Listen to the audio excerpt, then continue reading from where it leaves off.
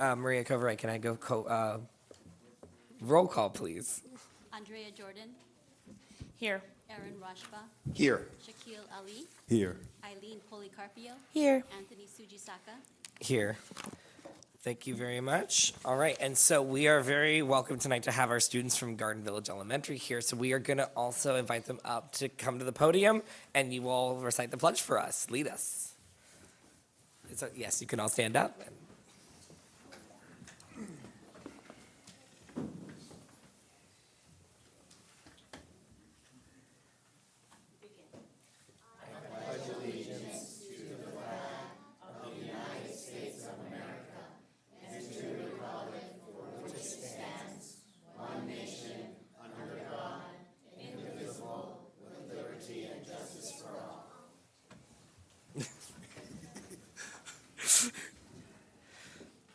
Excellent. Thank you so much, students from Garden Village. Well, first of all, Happy New Year's, everybody. Welcome back from, it's been a little while. We've been back in school, winter break. Hopefully that all went well. And now we'll go to item 4, approval of the agenda. Yes, I would like to request before we do that to move item 9A to just after item 5A. This is our audit report. Our auditor is here, and we want to make sure that we have them present in a timely manner.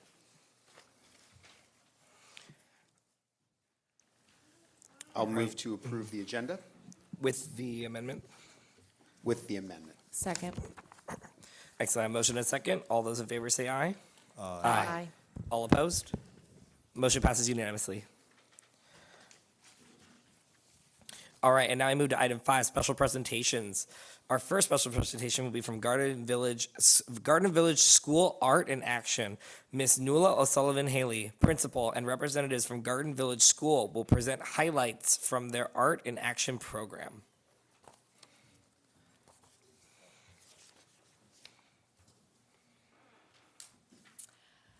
Good evening, trustees. How's everyone doing? Good. Well, Happy New Year, thanks. everyone. My name is Nuala O'Sullivan-Haley. I'm the proud principal over at Garden Village Elementary School, and I'm very excited to highlight our Art in Action curriculum program at Garden Village.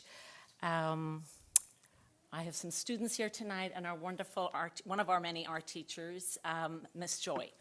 So why is art essential? So a couple of years ago, Prop 28 was passed, which gave us funds to hire certificated teachers in the elementary schools. So it is important because it reinforces math concepts, and it also strengthens language and comprehension skills. And as you can see, Garden Village is growing in our math and our ELA scores from last year's CASP. So when students know that they have art, they want to come to school, so it also increases student engagement and school attendance. Our Garden Village winter 2025 ADA was at 95.5%. That's the highest we've seen it in the last 3 years. The district goal is 96%, so we are on our way. Our chronic absenteeism decreased from 11.5% to 6.1%, so we're very, very happy about that. Our 3rd through 8th grade students took the Panorama Winter Survey, the SEL survey, and we increased scores in school safety. That went up by 11 points. School climate went up by 14 points, and sense of belonging went up by 2 points. So art is important in our schools. Now I'd like to introduce you to Miss Joy, and she's going to talk about the different art and artists that we're learning about in our schools. Good evening, everyone. I'm Ms. Joy. I am the art teacher at Garden Village, as well as Marjorie H. Tobias and Westlake Elementary. So why does art matter? I'm just going to go over this list really quickly because you can see it. So I'm just going to go over the main points. It is inclusive and equitable, social emotional growth, creative and critical thinking, community and culture, and it provides accessible learning, which is universal design for learning aligned. I also wanted to mention that it has an importance of play and of exploration for human brain development. What we learn through art, some objectives and integration that I'll just read off. Creativity and self-expression, fine motor skills and visual literacy, problem solving, reflection, perseverance, confidence, and social emotional growth. some integration. So with English language arts, it provides storytelling, vocabulary, and comprehension. For math, it allows for shapes, patterns, symmetry, and measurements. Science, observation, experimentation, cause and effect, and social studies, culture, history, and community.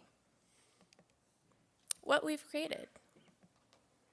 So this is TK, seasonal trees, pastel drawings. I'm just going to go over some pictures. I teach about 14 lessons for each grade, TK through 5th grade. So here are some that we wanted to share with you. Kindergarten's post-impressionist sunflower paintings. 1st grade's pointillist butterfly paintings. 2nd grade Chinese landscape paintings and some self-portrait collages. 3rd grade landscape paintings. Some 4th grade cubist and expressionist paintings. And 5th grade still life paintings. Now it's time for the show and tell. Yes. Thank you, Ms. Joy.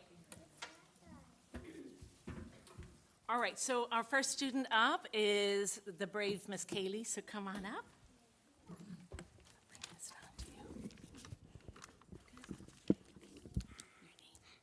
Hi, my name is Kaylee. Good evening, members of the board. We are students from Garden Village Elementary, and we're excited to share with you how we learn and create through our Art in Action program.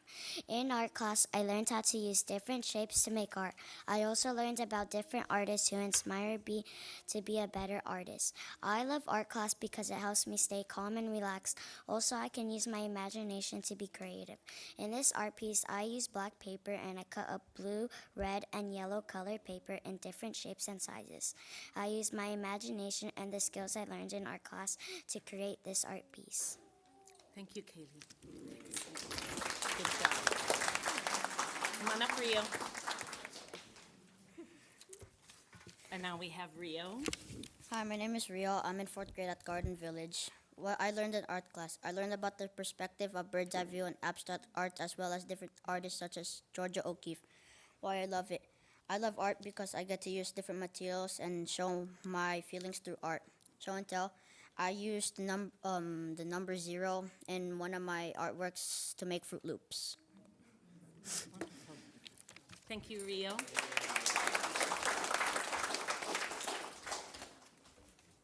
And now we have Kaden.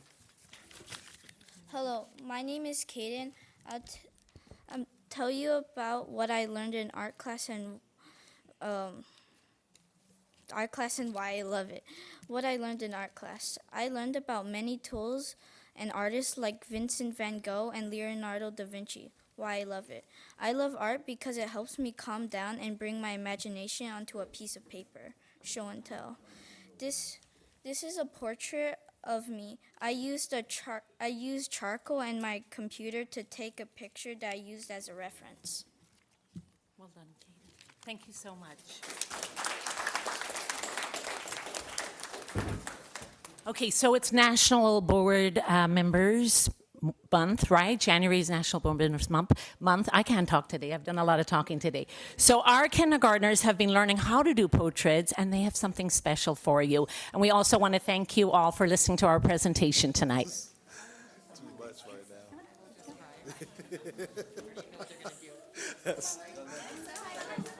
now.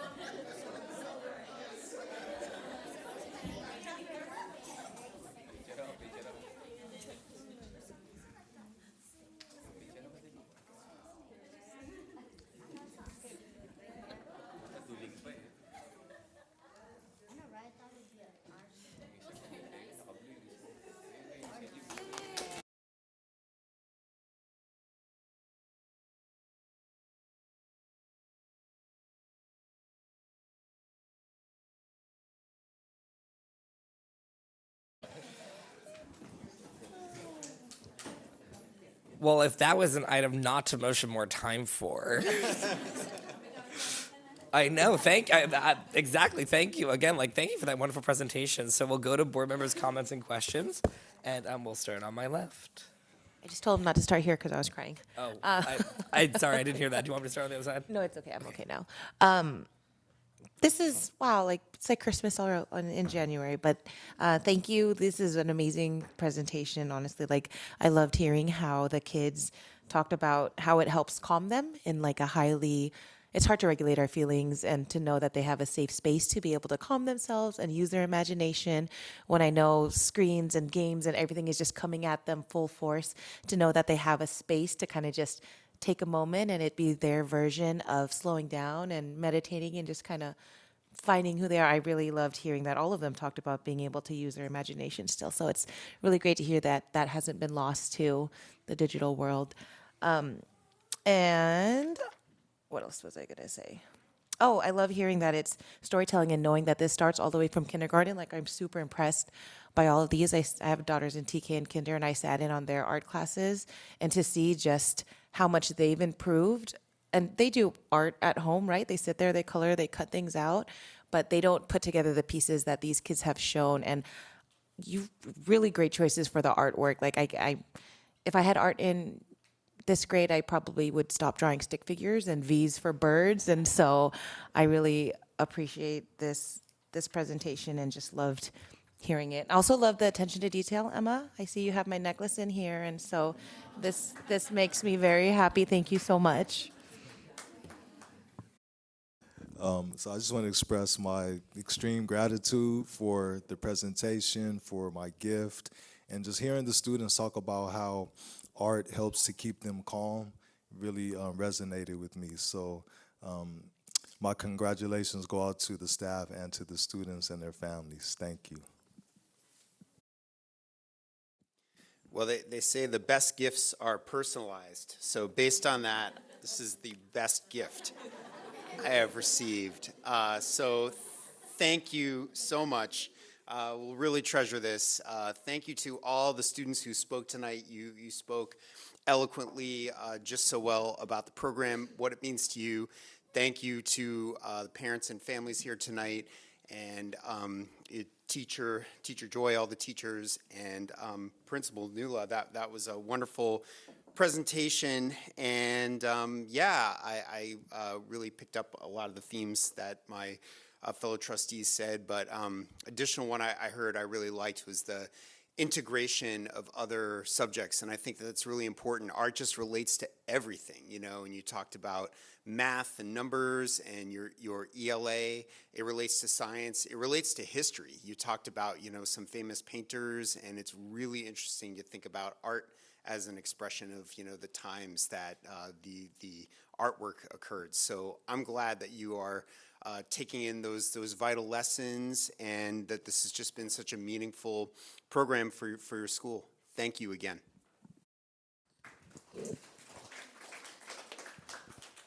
So my fellow trustees pretty much said it all, but I want to also thank the Garden Village team for all the hard work that they've done, and obviously these amazing gifts.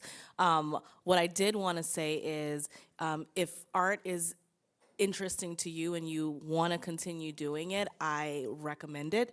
There are so many things that art can do for you, even beyond the classroom. If you're at home, instead of picking up a device, pick up a paintbrush, pick up a pen, pick up a pencil, crayons, watercolor. Being able to express yourself beyond the digital world is so important. And obviously the artwork that you were able to showcase here today, that's something that you could put in a show. I know the San Mateo County Fair, they typically do a call out for people to bring in their artwork, and you can win prizes for your artwork. So please keep up your artwork. You could get money for it that you could use for whatever you want. And so I encourage you to keep up doing the art, and just thank you to everyone for encouraging and nurturing that skill set in our youth. It's important for the future. Thank you.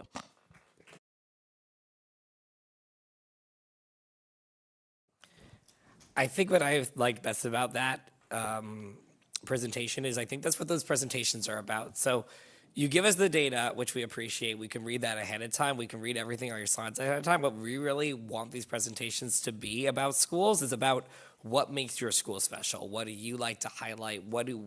And that's what we like to see as a board. Of course, the data is important. We are an educational facility, and we, of course, want to encourage all the educational pieces. But the SEL, the joy, and bringing like that human aspect to education, that's really what we want to see in these presentations. So thank you for exemplifying that. And that's a great start to the new year. So one more round of applause for them for all your presentations. And before you leave, we do have some certificates for you, and we will start on my right. I have a certificate of appreciation for our participation in the flag ceremony and special presentation, Garden Village School Art in Action for Santino Pacheco. Not here, absent. And then I will go to my next, which is for Sakai Nikolai Salazar.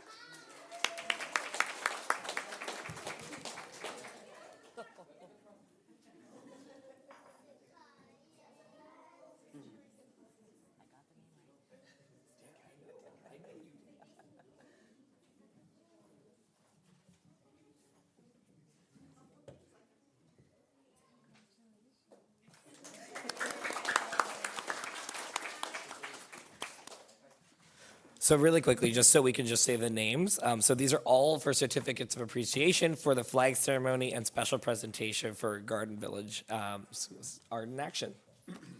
Okay, so I have a certificate for Gianna Sedano.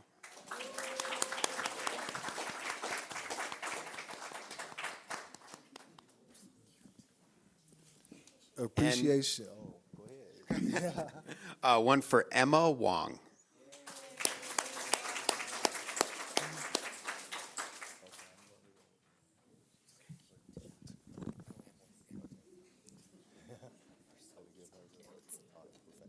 Okay, appreciation goes out to Liliana Ortiz Gonzalez.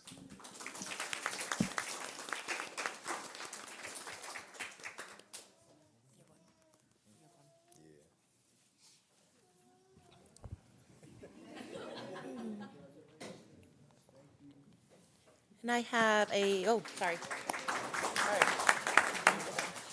I have a certificate of appreciation for Kaylee Gapalaga.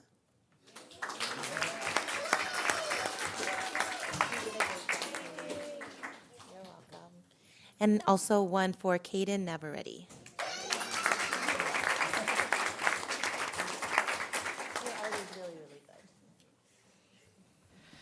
And then my certificate is for Rio Kaizen Doria.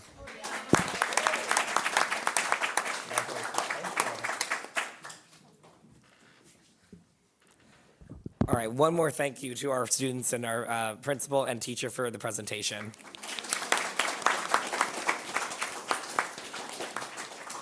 Now, we do encourage you all to stay through item 7C or 6C if you can, but of course, if you have to leave.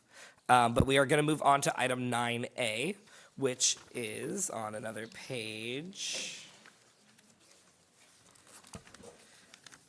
It is 9A 2024-25 financial audit report for year ended June 30th, 2025.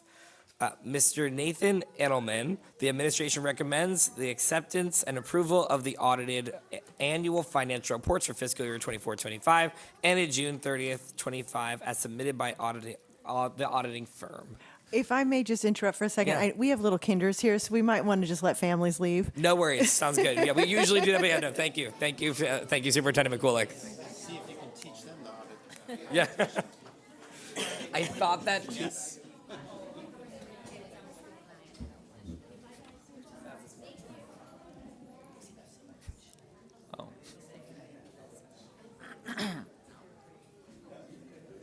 You can go ahead whenever you're ready.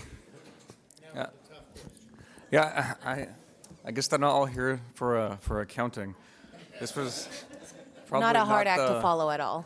Yeah, probably not the best thing for me to follow, but we'll talk about accounting for a few minutes. My name is Nathan Edelman with Eide Bailey, and I am the independent external auditor. This is actually my first year excuse me, California requires the school districts, actually all local governments, to rotate auditors every 6 years.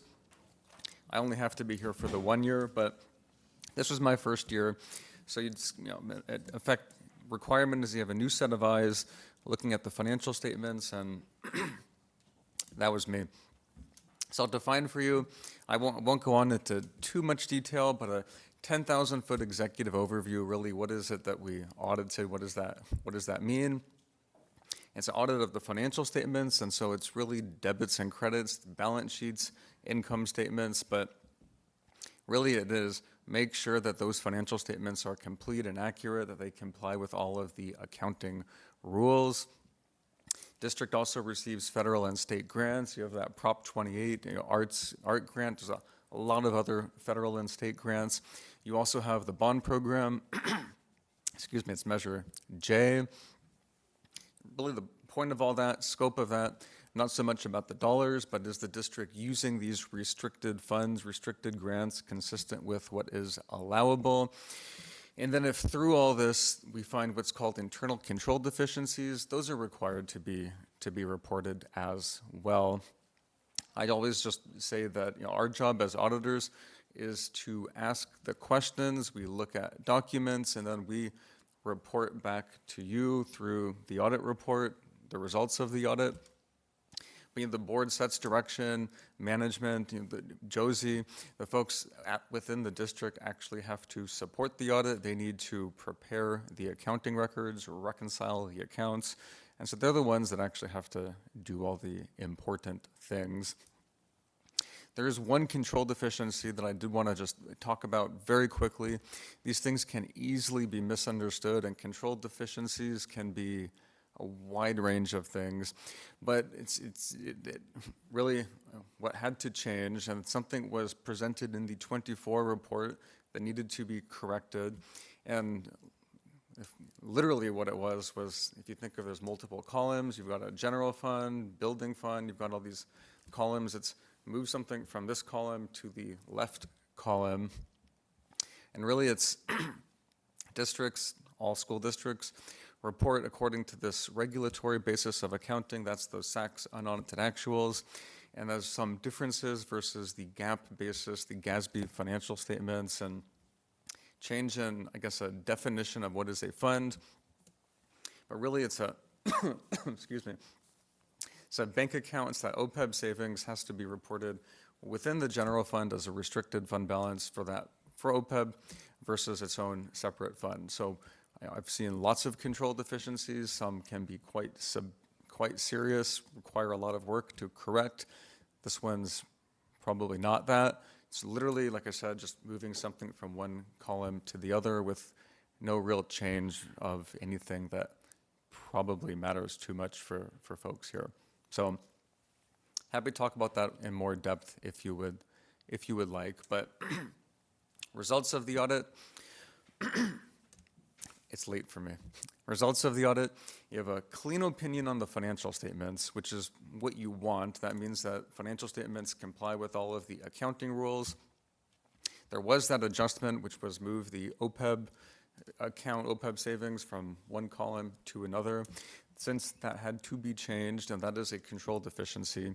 Other than that, no control deficiencies regarding really anything else, including the state and federal compliance, including the Measure J bond program, and there were no compliance findings as well. So by and large, obviously you don't want any control deficiencies, but by and large, this is the expected outcome from the audit.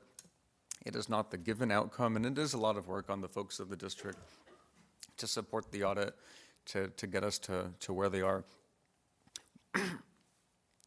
Excuse me.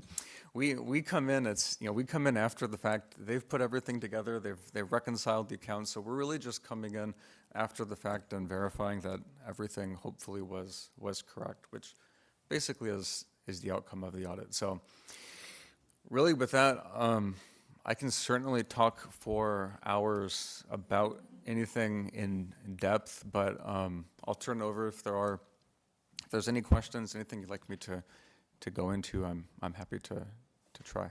But thank you. Yeah, thank you for your presentation. I don't think any of us are going to motion to give you hours to present, but we'll definitely have some questions, though. Well, now we go to comments and questions from the board. And this time, yeah, I will start on my right. As someone that works in the accounting industry, I'm surprised that you said this is pretty early because typically go run late. That's a joke, or not. So thank you for the presentation. The only question that I have, and I don't know if you have this in front of you, is do you know if we've had this similar control deficiency in the past where we're classifying something and have to reclassify it? Is this something that we do often, slash how can we ensure that we're not constantly, every year, having this specific control deficiency? Yeah, good question. No, that's not been the case in the past. This is really specific and not something that would be expected to occur again. Everything that needs to change has already changed, and so in a sense it's been fixed now, and it's not the kind of thing that if it impacted cash, payables, receivables, the kind of things that would be recurring on a daily basis, much more significant than what we saw here. Thank you. Thank you, Nathan, for the presentation, and I'm so glad to hear that we have a clean audit, and I want to compliment Assistant Superintendent Peterson and the whole district for achieving this. Again, a clean audit and positive financial certification is really important to me as a trustee. My question, maybe for you, is that I also was kind of perking up at the recommendation control deficiency with Fund 20, and it sounds like it's just a recommendation to move fund money from one fund to the other, but that was kind of a key part of the budget presentations and talking about the expected lifespan of Fund 20. As a result, is this going to change for us?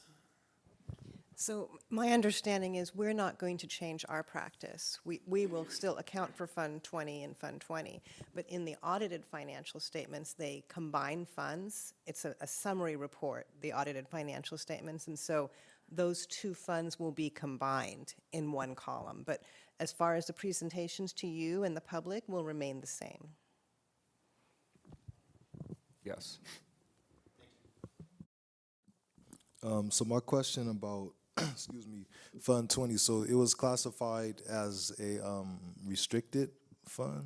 Is that, when you say another column, what exactly does that mean? Well, yeah, maybe I shouldn't say restricted. People have different definitions of what restricted means, but really it's classified for purposes of OPEB, right, as in other post-employment benefits or pension. Okay, so it was basically just classified in a category of its own, so to speak? Yeah, so on the state reports, the state allows this, and a lot of the school districts do it that way. You kind of crop it out so that you don't commingle it with everything else. Just like you crop out the bond program, you crop out other resources. GASB comes in on these financial statements that have to be audited and says there's a formal definition of what is a fund, and that definition is a little bit different than the state's definition of what is a fund. And so it gets merged back into the general fund, and then it's still cropped out, but it's cropped out somewhere else on the piece of paper. Okay, I think I understand. And so, so that money that we're putting into reserves is coming from the general fund? Is that true? Well, the money that was deposited into Fund 20 initially came from the general fund. All right, so that makes sense to me. And we're keeping it separate following the For our state purposes. account codes. We're still keeping it separate. Yeah, I get it. We're separating it for our own purposes, but for that report purpose, it needs to be called general fund. Got it. Thank you. Yeah. I appreciate the simplicity of that presentation. I mean, like you said, you could have put a whole bunch of numbers and a whole bunch of things, but what I got out of that is clean, good. One deficiency, also good. Also, one that you said is pretty easy. I mean, this to this is very doable, I think, in my brain. And so thank you then to our district for, I know that audits take a ton of work and a ton of paperwork and a ton of gathering. And so what you told us in 5 minutes is likely took months of digging and gathering and finding. So thank you for just making all of that easy. And then you all ask questions that I wouldn't have had because I don't know to ask those, but they make sense now that you have asked them. So thank you all for helping my brain get up to speed with these things being my first time. Actually, I'll just concur with exactly what you were going to say, because actually one of the best things I appreciate about this board is we all bring a variety of experience, whether on a board or in an actual accounting job. So we all bring those different experiences. So I appreciate that you all ask questions that, again, like even being on the board, that's also, like, that doesn't excuse me that I don't understand everything. So we don't understand everything, and we all have our specialty. So I appreciate that we have such a wide variety of that. With that, I don't have any further questions for you. So if there are no further questions from the board, there's one more. Just one small question. So I was noticing, can you go to the, I think it was the last slide? It said no I don't know if I'm being nitpicky, but when it says no findings reported, it just made me think, like, could it say that you found that everything was in compliance, or? Yeah, there's lots of ways that it could be stated. This tries to line up a little bit with the actual opinions, which is, you wouldn't ever say that nothing exists because you can't really provide absolute assurance, and this is how like 100% of the audits work. So there's things that are required to be reported. There's things that would be reported as part of the audit, and when you have a clean audit, it would just, you can't really say everything is 100% perfect, but you say that no findings were detected as a result of the audit. Thank you.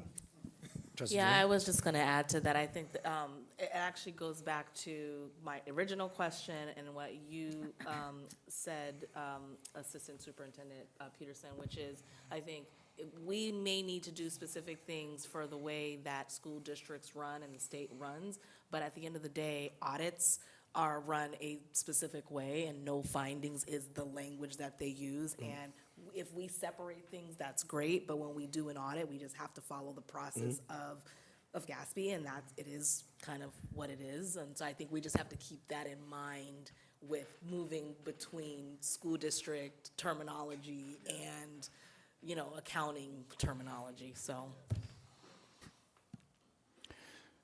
right, with it. All right, well, thank you very much for your time and presentation. Yeah, thank you.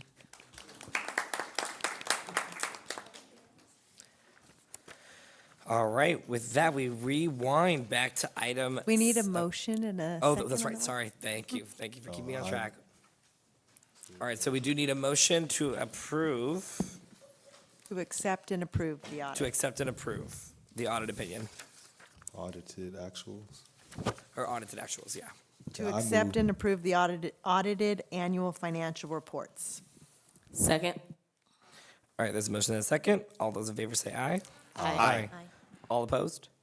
Motion passes unanimously. Thank you, Superintendent McCulloch. Oh, and thank you, Ms. Coveray, for getting the water for our guest speaker. All right, and we go to item 6A, board member acknowledgements and commendations, and I will start on my left. None. That is fine, yeah. Let me think. I would like to commend all of us for our commitment and for being here tonight, of course, and also the cabinet and everyone that did work on the audit. I wanted to wish everyone a Happy New Year, and also wanted to observe and commemorate Martin Luther King holiday this week. And I wanted to thank the members of the Superintendent's Budget Facilities Advisory Committee meeting for attending our recent meeting on January 7th, which Trustee Ali and I both attended. During the meeting, we reviewed the first interim budget report, which was presented by Assistant Superintendent Peterson in December, and went through that with the committee. They asked good questions, trying to understand the budget process. And then we got feedback from them on specific expenditures. We really went through some of the services that the district provides, and the committee worked in teams to evaluate those, give us feedback on whether they were 1, 2, or 3 on a scale of Okay. how essential that those services are. And that's very valuable feedback for us going forward. The committee did get to see the gap in between our revenues and expenditures on a regular basis, and I think understood the need for the district to do something about it. And so I think that we got some feedback that was valuable in that meeting, and put us in a position to get more. So thank you. You are way over time, Trustee Rashba. No, I'm just kidding. Thank you, Vice President Rashba. I need to get you saying that. And I just wanted to thank everyone for being here tonight. It actually has been a really long time since we sat up here together, and so I kind of missed you guys. I didn't realize that I would. I was like, oh my gosh, it's been so long. I really want to be up here with my team, and so I'm excited for the work that we're going to do this year, and I'm excited for our retreat that's coming up. Honestly, we're just going to work hard to get our district to where it needs to be, and so I'm excited for what that entails. And then that leads perfectly into what I was going to say was I wanted to thank all of you, because as you all know, this is Board Member Recognition Month, and so I just wanted to take a moment to recognize all of you all. I could not be more thankful to serve on this board and as their president for a second year, which again I so appreciate. But you know, whenever we go to conferences and other board events, we usually have to keep our mouths shut because we actually get along with the people we work with. We really do, and when we hear about all the stories that other trustees do not all have that, either with their superintendent, their community members, or with us, even within themselves. And so I'm super thankful that I get to work with all of you, and we all bring these different pieces, and we keep everything, as Trustee Ali always says, in the best interest of our students. All right, with that, we will go to superintendent comments. Superintendent McCooley. Yes, I would like to add on to that. Every month should be Board Appreciation Month because you all volunteer your time, a lot of time, to help our district and have a vision for our district. And I appreciate working with you. We have a small token of appreciation for you, and you see a little picture of you all there. And I also want to, so I thank you. I really enjoy working with each and every one of you, and I look forward to our governance workshop on Saturday, January 31st. I also want to thank Garden Village. We have one representative from Garden Village remaining, but I want to thank our principal, Miss Sullivan Haley, and also the teacher, the art teacher, and all the teachers. We had several teachers here. They've gone home for tonight, but they really have done a great job at the school site. And the art, I love. I was so excited when she told me about this. I couldn't wait for you to see it. And so I want to take individual pictures later. But I want to thank them for their dedication to our students and our community.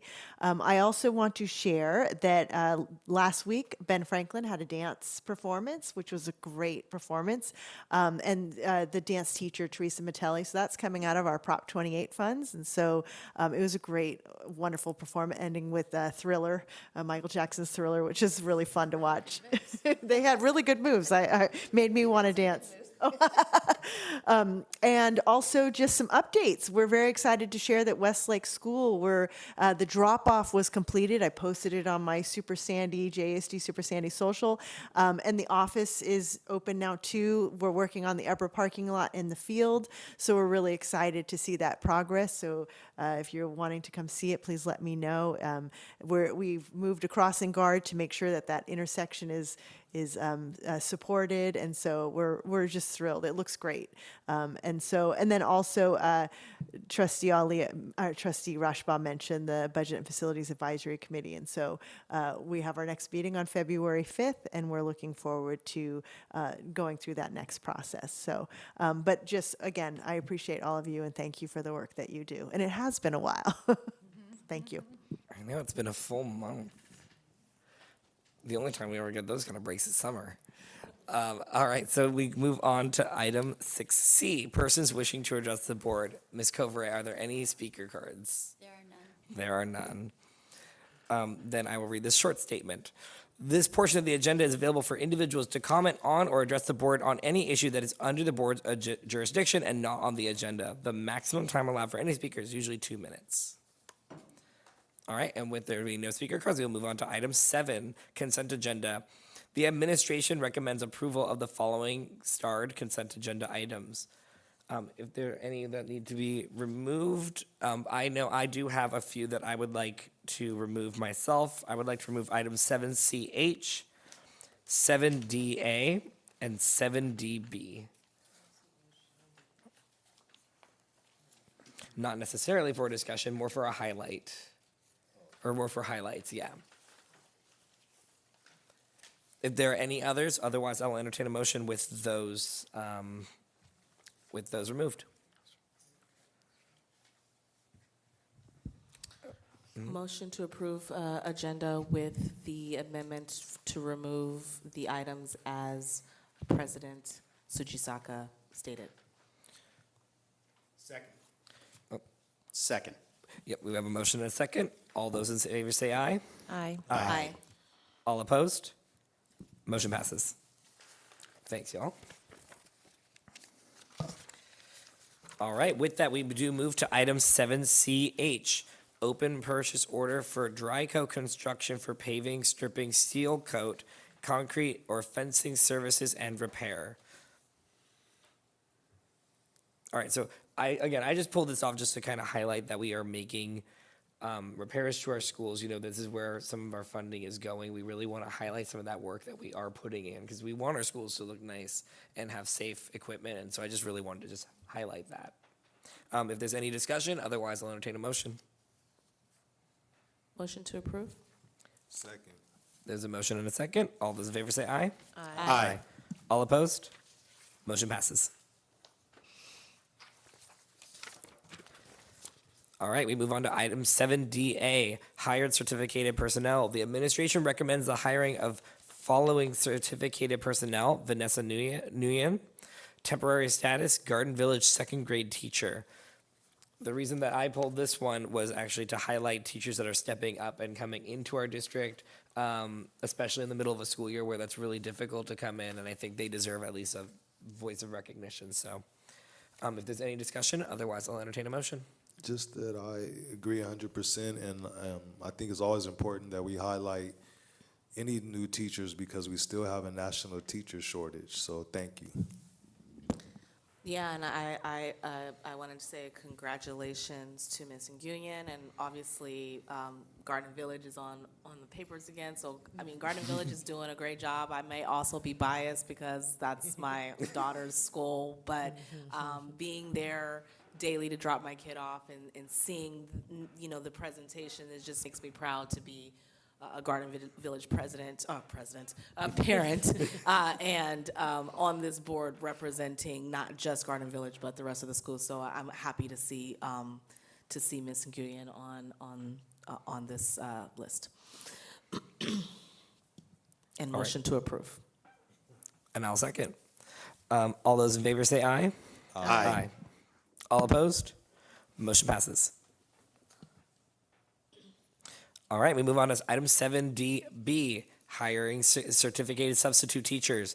The administration recommends the hiring of the following substitute teachers for 25-26 school year at the current daily rate: Loy Murillo, May Dang, Caroline Cepeda, Nancy Sanchez, and Gabriel Kupelian. I'm sorry, I'm butchering your name. Once again, I want to highlight some of these staff that are joining our district, especially as Trustee Ali just said, national teacher shortage also means a national sub shortage. So I wanted to congratulate those people. I only wanted to just say, being a sub might, also be a bit difficult. They're going into classrooms that they're having to gain confidence in the trust of these children. So this is a great undertaking, and I really want to just thank them for their service. And same, I know I've seen a lot of subs on my kids' schools because everybody is sick, including our teachers. So thank you to the subs for coming in and giving our kids a teacher and also risking getting sick yourself. And wonderful to see that these substitute teachers have decided to pursue a permanent role. That's a really good endorsement, and just great to see continued involvement with the district. If there are any other comments, otherwise, I'll motion to approve. Second. There's a motion and a second. All those in favor say aye. Aye. Aye. All opposed? Motion passes unanimously. All right, now we go on to item 8A, resolution number 260121, National School Counseling Week. The administration recommends adoption of resolution number 260121, designating the week of February 2nd through 6th, 2026 as National School Counseling Week and celebrating across the Jefferson Elementary School District. I will now read the resolution. Resolution number 260121, National School Counseling Week, February 2nd through 6th, 2026. Whereas school counselors are employed in public and private schools to help students reach their full potential, and whereas school counselors are actively committed to helping students explore their abilities, strengths, interests, and talents as these traits relate to career awareness and development, and whereas school counselors help parents focus on ways to further the educational, personal, and social growth of their children, and whereas school counselors work with teachers and other educators to help students explore their potential and set realistic life goals for themselves, and whereas school counselors seek to identify and utilize community resources that can enhance and complement comprehensive school counseling programs and help students become productive members of society, and whereas comprehensive developmental school counseling programs are considered an integral part of the educational process that enables all students to achieve success in school. Now, therefore, it be resolved that the week of February 2nd through 6th, 2026 is National School Counseling Week and will be recognized and celebrated across the Jefferson Elementary School District. All right, if there's any discussion or questions, otherwise I'll entertain a motion. I just have to say that, every day should absolutely be National School Counselor Recognition Day and Week, because our counselors do so much for our students and for the health of our entire schools. We don't have enough of them. California has one of the lowest rates of counselors and other essential personnel within our schools. So I just really want to thank all of the school counselors who are doing such a great job in our schools every day. Now, I shared a little story. My TKer was talking on the phone with her preschool best friend who goes to another school, and they were talking about something about their feelings, and I could hear them just, hey, how was this? Oh, that one made me sad. And then my little one said, do you have a Miss Nadia at your school? Shout out Miss Nadia at Thomas Edison. But my TKer was asking her preschool best friend if she had a Miss Nadia at her school, because they were talking about feelings, and they're 4 years old. And so thank you to the counselors, because it's great to hear them talking about these things, and you're never too young. They just prove that. So agreed with Trustee Rashba that it should never just be a day or a week in the year to celebrate them and thank them. I also want to acknowledge the school counselors, as your caseloads are always extremely big, but we always really appreciate the amount of work that you all put in for each and every kid and the amount of strategy that those counselor teams go through with. I think Stephanie Martinez, I forget her title, but we know that they put in a lot of work and effort to go through and make sure, even if they can't meet with every single student, that they are doing something that benefits every single student. So just wanted to acknowledge that as well. I wasn't going to say anything because you all were talking, but to your point, school counselors, I have a lot of admiration for them, and I work hand in hand with them as a case manager.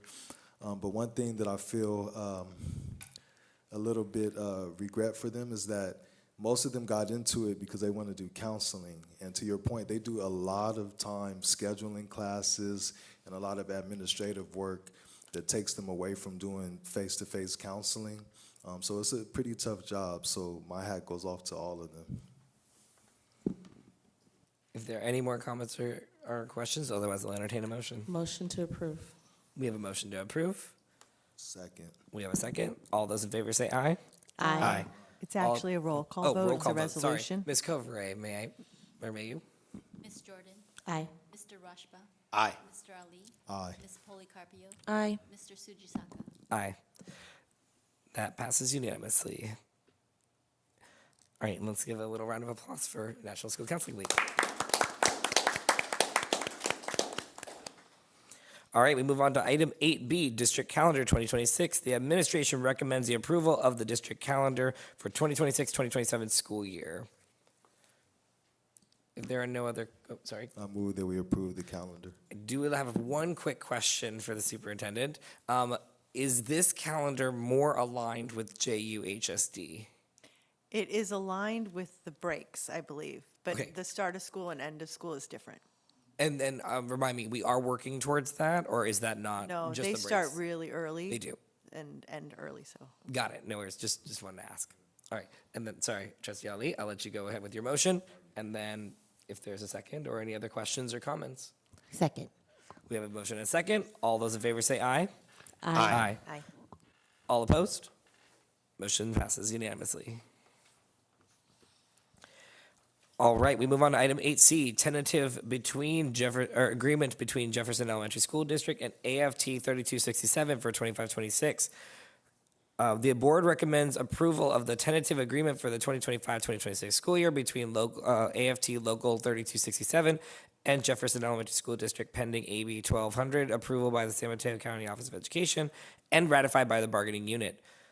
This agreement includes a 2% wage increase on the salary schedule to the unit effective July 1st, 2025, a 1% wage increase on the salary schedule unit effective January 1st, 2026, a 1.1% wage increase on the salary schedule unit effective July 1st, 2026, and other agreements for Article 2, wages, Article 6, health and welfare, Article 9, safety, and Article 10, class size, as specified in the tentative agreement.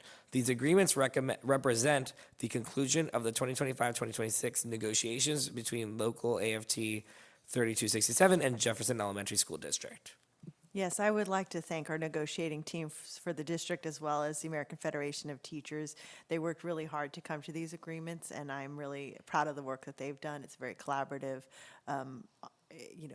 opportunity that we have, and so I just want to thank everyone for their part, and thank the board for your help in consulting with this as well. Are there any comments or questions? Otherwise, I'll entertain a motion. Very pleased to see this agreement being reached. Echo the superintendent's thanks to everybody involved for creating it, and I'd like to motion to approve the agreement. Second. There's a motion and a second. All those in favor say aye. Aye. Aye. All opposed? Motion passes unanimously.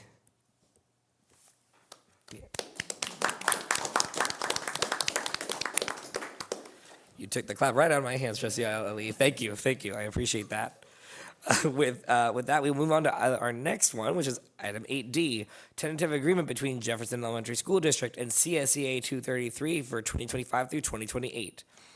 The administration recommends approval of the tentative agreement for the 2025-2028 school years between CSEA Chapter 233 and the Jefferson Elementary School District pending AB 1200 approval by the San Mateo County Office of Education.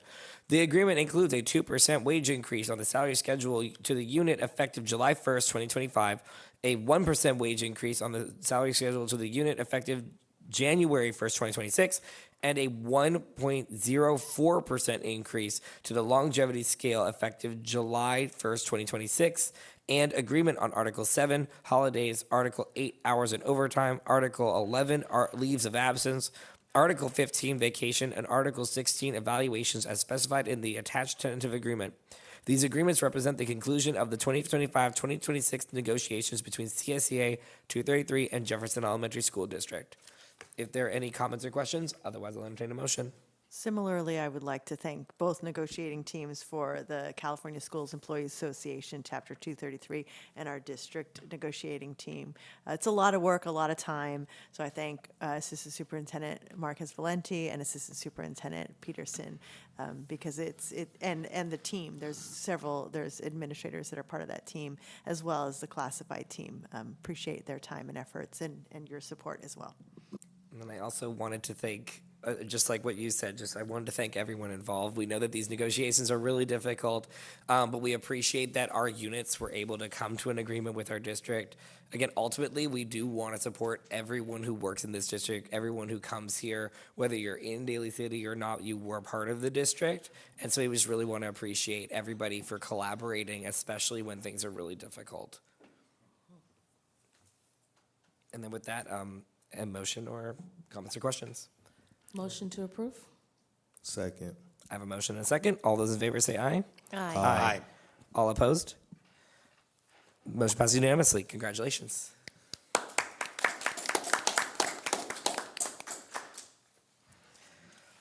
All right, with that, we move to item 10A, CSEA AXA 2026 Coast to Coast Federal Advocacy Trip. The board will discuss sending board members to attend the CSBA AXA Coast to Coast Federal Advocacy Trip, April 13th through 15th, 2026. So what we are discussing here is we are going to be discussing who, if any, are interested in going and how many we want to send. Well, first, I guess, do we want to go and say who's interested? Who is interested in going? I will say that I am interested in going. If there's Okay, well, I'm interested in going again.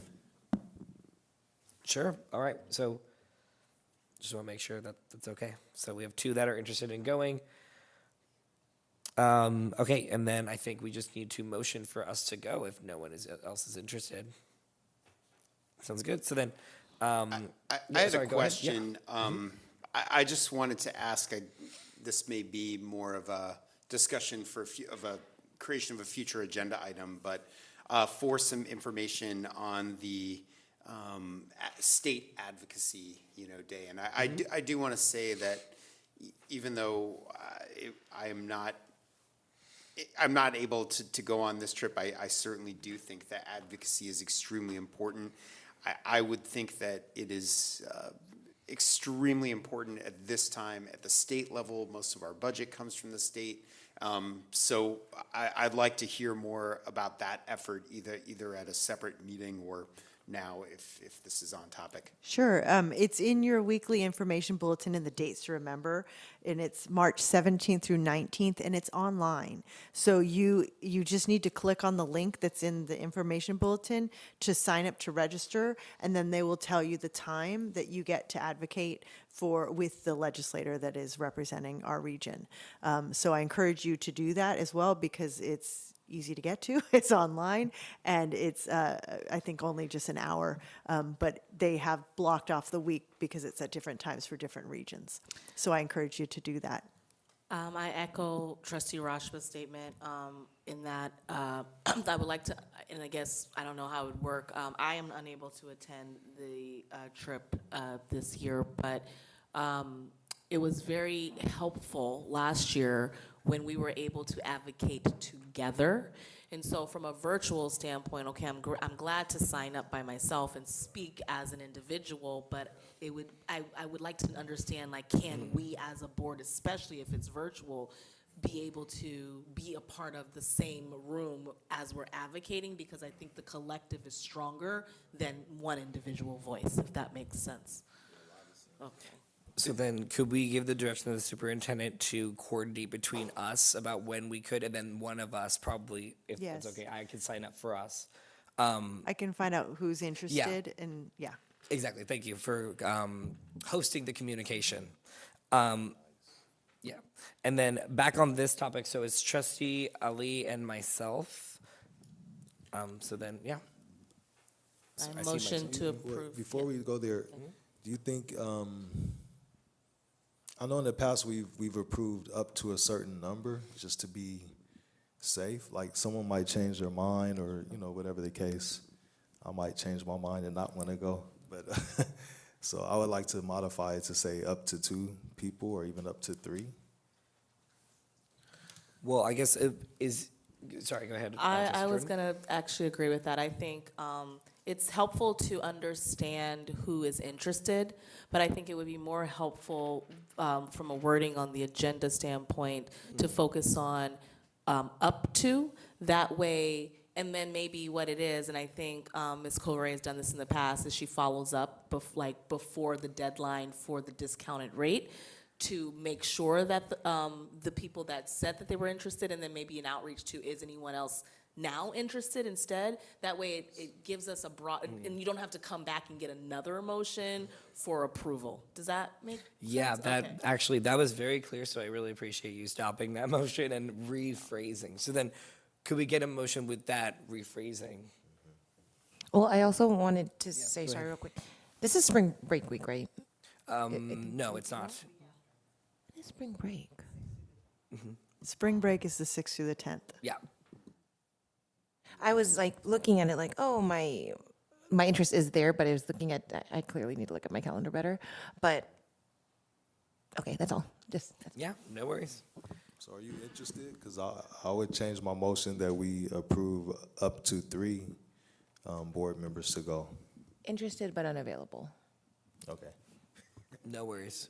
No, no worries. So then, yeah, go ahead. I agree with the up to 3, because that way if someone changes or someone is, like, because I am also interested but unavailable, but things change. And you could become available or someone else could be unavailable. And so, so what was the motion again? It was up to 3. I second that motion. Well, I think it was your motion. I second that motion. So we are amending your motion to say that it is up to 3 members can attend the CSBA Coast to Coast advocacy trip. And then now we do need a second. Second. We have a motion and a second. All those in favor say aye. Aye. All opposed? Motion passes unanimously. Oh, the conversations we have. Sorry, I that love was them. No. It's a good conversation to have because, again, like that does happen. We constantly have changes on our board, especially with who can attend what. So I appreciate that we are phrasing, or we are having our phrasing match our intention rather than, yes. So thank you. All right, with that, we will move on to item 11A, Board Study Sessions, CSBA 2025 Annual Education Conference. Vice President Aaron Roshba will highlight some of his learnings as well as give a report about his attendance at the CSBA 2025 Annual Education Conference in Sacramento from December 3rd to December 5th, 2025. You have up to 10 minutes. Field report, all right. Well, I first of all want to thank the district for sending me and my colleagues to the CSBA conference. This was my 4th year attending, which I couldn't believe, and it's really valuable every year. And yeah, I'm pleased to report because I think it is important for us to report back on what we learned, what we gained from attending. So I want to say that first of some things I took from CSBA. First of all, there are school districts across the state of California that are in a similar position to the one that we are in, where we are seeing a gap between revenues and expenditures on a long-term basis. And these are especially school districts in coastal areas, counties of our states that are of extreme high costs of living. They have seen enrollment declines and funding reduced as a result. So we are not alone in where we find ourselves. I attended a very interesting session talking about called Ideas and Options to Stabilize School Funding, and they were advancing a proposal to move away from the enrollment-based funding that we rely on, where it is contingent on attendance, measuring who shows up every day. And I feel that puts unfair pressure on districts like ours to just, be scrambling and doing every single thing that we can to, make sure that every single student is there. That's not to say that attendance isn't important, because it's extremely important, but there are sometimes when students should be in school, namely if they're sick. And schools have to pay for, we have to fund based on the enrollment that we have. We have to pay based on the number of students signed up, not just who shows up every day. And California is just one of 5 states that does funding this way based on ADA funding. So I thought that the presentation really made sense. Unfortunately, there was a recommendation just recently from the Legislative Analyst's Office recommending against making that change, which I thought is unfortunate. Sounds like mainly on cost, but there are other reasons in wanting to encourage attendance. There's reasoning on both sides of the issue, but I thought that was interesting. Maybe it will take off at a later time. The second major theme that really came through for me was around AI. And I attended a session called Reimagining Teaching in the Age of AI, led by a Sacramento State professor who taught AI. And I found to be a little overly rosy about artificial intelligence and its benefits to our schools and our students. The people who gave the presentation, they were real AI evangelists. I think undoubtedly, this tool is extremely powerful and will be a part of all of our futures, for better or for worse.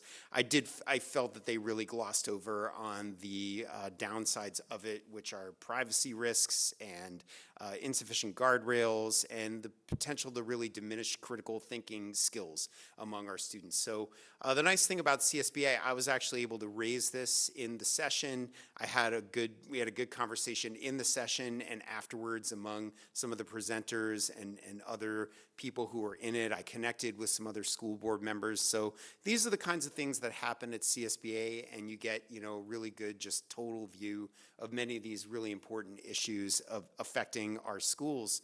But I can say that AI is on the minds at every level. My full-time day job is at San Francisco State University, where we are debating these things every day, and how we should teach and make use of AI. So that was really valuable. But by far the most valuable benefit of CSBA was just connecting with board members from around the state, and most importantly, locally. I was able to meet and connect with San Francisco, South San Francisco, San Mateo, San Bruno board members, and amongst ourselves. It's a great opportunity to just connect as board members with Superintendent McCulloch and just really strategize and think. Oh, and I have to mention our sister district, Jefferson Union High School. Great to talk with the folks there.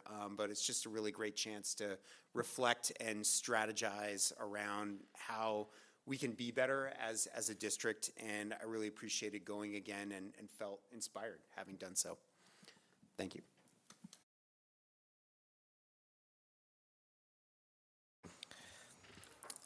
Thank you very much, Vice President Rashba. And with that, we go to our own reflection in governance team member comments, reports, future agenda items, and board meeting reflection. And this time I'll start on my left.